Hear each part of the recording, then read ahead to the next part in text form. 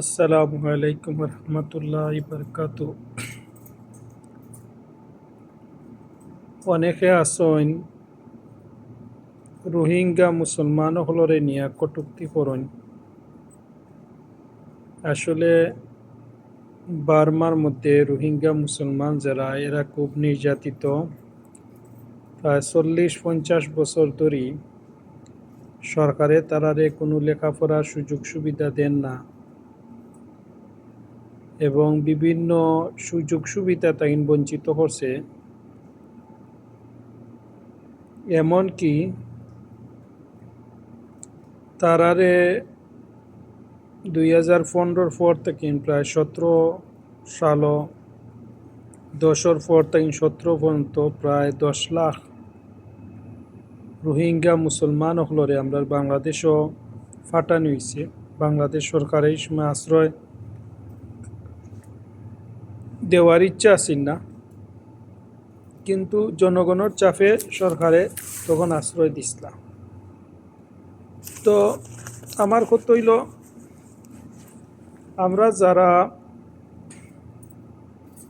বাংলাদেশি মুসলমান ভাই বৈনকল আছি তারারে লইয়া কটুক্তি করি, তারা বিপদর মাঝে আছে, তারারে বাংলাদেশ সরকারে আশ্রয় দিছে, এটারে কয় অ্যাসাইলেম ইংলিশে।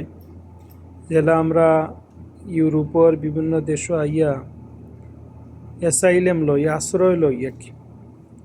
ইংল্যান্ড কইন, আমেরিকা কইন, ইউরোপের বিভিন্ন দেশ অনেকে আমার ভিডিও দেখরা আশ্রয় লই, সেম তারা আশ্রয় লইছে। যদি তারা দেশের পরিবেশটা ভালো হইতো, অবশ্যই প্রতিটা মানুষের গেছে তার মাতৃভূমিটা প্রিয়, তারা তারার দেশও গেল কিনে। কিন্তু তারা যেহেতু সরকারে খুব জুলুম করে, এই পর্যন্ত 10 লাখের উপরে মানুষ বাংলাদেশে আইছে, প্রায় 2-3 লাখরে হত্যা করে নিছে। তার লাগি তারারে লই আমরা কটুক্তি করা এটা আসলে ঠিক নাই। আমি আশা করি যারা আমার ভিডিওটা দেখরা অবশ্যই সচেতন হইবা। কারণ হইল, কোনো বিশেষ করে আমরা মুসলমান জাতির তারা একটা অংশ, কিন্তু তারারে আজ সরকারে উন্নতি হইতে দেন না, যার কারণে তারা আজ নির্যাতিত এবং তারার এই শিক্ষা তাকে বঞ্চিত করছে। তার লাগে আমরা অনেকে দেখা যায়, আমরা দেখতাম প্রায় সময় রোহিঙ্গা হইয়া গালি দে ছোটো করা, আসলে ঠিক নাই।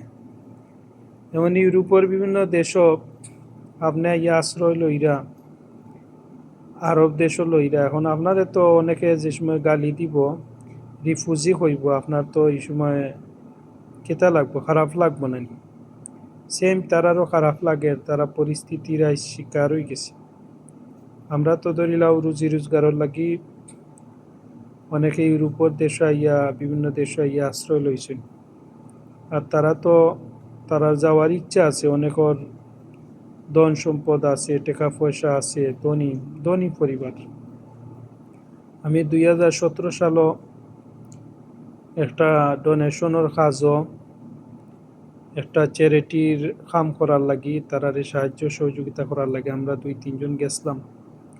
তো তারার মাঝে প্রচুর ধনী মানুষ আছে, শিক্ষিত মানুষ আছে, আলিম উলামা হল আছে, কিন্তু তারার আইজ এই পরিস্থিতিটা। এর লাগে আমি আশা করি সকলে আমার এই ভিডিও যারা দেখরা অবশ্যই সচেতন হইবা। বিশেষ করে তারারে যে গালি দেওয়া তাই বিরত থাকবা। আল্লাহ তাআলা আপনারা তৌফিক দান করুক।